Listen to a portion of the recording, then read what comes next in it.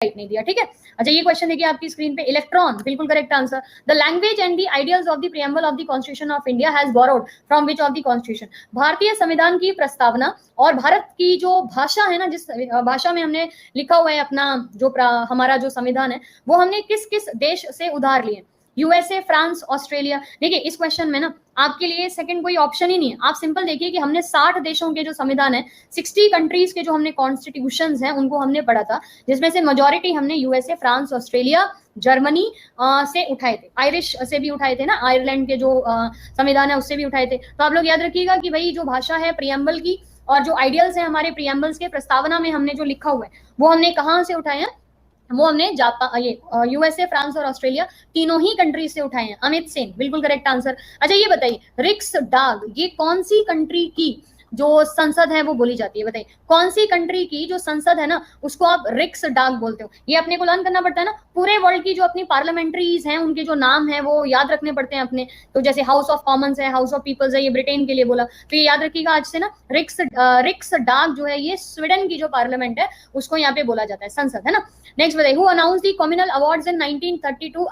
अगस्त 1932 के जो communal award थे वो किसके द्वारा अनाउंस किए गए थे? और इन अवार्ड्स को इनके नाम से भी जाना जाता है। कभी कभी कम्युनल अवार्ड बोलते नहीं है, कभी कभी इस नाम से बोलते हैं। बताइए, डैश अगस्त 1932। और इसमें सबसे घटिया या ये कह सकते हैं कि ये इसलिए पारित नहीं हुआ था क्योंकि इन्होंने हर कास्ट के लिए अलग अलग इलेक्टोरेट्स जो है वो जारी कर दिए गए। जैसे सिख के लिए अलग, एंग्लो के लिए अलग, एंग्लो इंडियंस के लिए अलग, इंडियन क्रिश्चियंस के लिए अलग, मुस्लिम्स के लिए अलग, डिप्रेस्ड क्लास के लिए यहाँ पे अलग ही कर दिया यहाँ पे। तो इस पूरे अवार्ड को क्या बोलते हैं? मैकडोनाल्ड अगस्त अवार्ड 1932, राइट। तो मैकडोनाल्ड अगस्त अवार्ड 1932 करके याद रखिए भाई।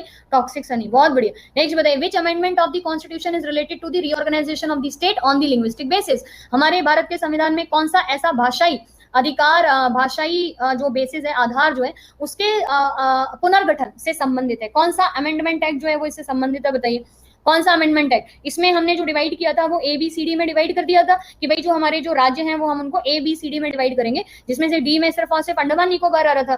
पूजा बिल्कुल करेक्ट। यहाँ पे 7th अमेंडमेंट एक्ट याद रखिए, 7th कॉन्स्टिट्यूशनल अमेंडमेंट एक्ट, जिसमें लिंग्विस्टिक बेसिस पे हमने जो राज्य है उनको डिवाइड कर दिया था, जिसमें आंध्र प्रदेश पहला था और बाद में जल्दी ही और भी स्टेट हो जाएंगे। 60 से डिवीजन होना प्रॉपर शुरू हो गया था। 60 में जो है वो बंबई को डिवाइड यहाँ पे कर दिया गया था, ठीक है, बॉम्बे को डिवाइड कर दिया था।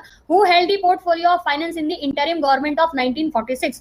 1946 की जो अंतरिम सरकार बनाई गई थी उसमें फाइनेंस यानी कि वित्त मंत्री का जो पोर्टफोलियो था वो किसको यहाँ पे दिया गया था? काफी इंपॉर्टेंट क्वेश्चन। और जब आपको जो ये इंतरिम सरकार जो है ना 1946 की, और उसके बाद जो कैबिनेट असेंबली पूरी बनी थी 1947 में, आपको इन दोनों के पोर्टफोलियो अच्छे से लर्न करने पड़ेंगे। ये किसी एक पर्टिकुलर क्लास में मैं आपको सारा करा दूंगी। तो बताइए, who held the portfolio finance in the interim government? तो लियाकत अली खान करके याद रखिए। लियाकत अली खान के द्वारा ही, रहमत अली, लियाकत अली खान, इन्हीं के द्वारा जो पाकिस्तान है शब्द उसको थोड़ा सा प्रोनाउंस किया गया था, बोला गया था और प्रपोज भी किया गया था, ठीक है। टॉक्सिक सनी, बहुत बढ़िया। लियाकत अली खान करके याद रखिए। In which year national commission for minority was establish? राष्ट्रीय अल्पसंख्यक आयोग की जो शुरुआत है वो कौन से वर्ष की गई थी? बताइए। अच्छा ये वो वर्ष है जिस दिन सेबी को पावर्स दी गई थी, SEBI security exchange board of India. इसी साल जो है ना वो सेबी को भी पावर दी गई थी। अब बताइए आंसर।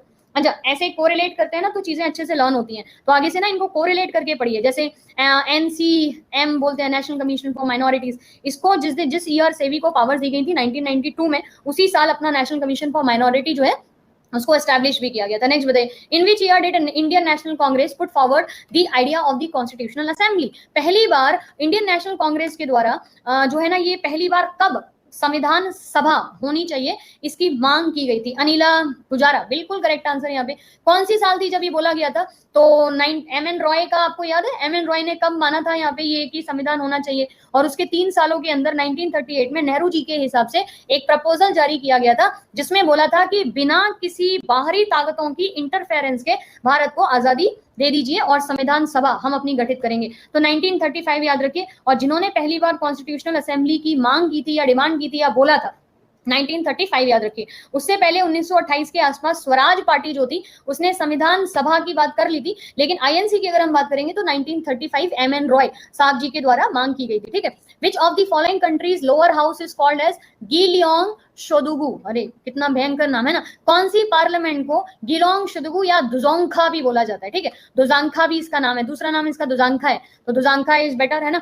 गिलोंग शोदुगु, शोगदू, शोगदू और गुजांखा, ये कौन सी पार्लियामेंट के लिए बोला जाता है? तो वो छोटा सा जिसका शहर है, छोटा सा नाम है, छोटा सा देश है, पार्लियामेंट है इसका इतना लंबा चौड़ा सा ना, तो भूटान याद रखिए। भूटान के द्वारा जो है उनके लोअर हाउस को गिलोंग शुदुका करके यहाँ पे डिफाइन किया जाता है। और उसके अलावा इनके जो बाकी का जो दूसरा मतलब नेशनल काउंसिल और नेशनल असेंबली करके इन्होंने रखा है, दोनों ही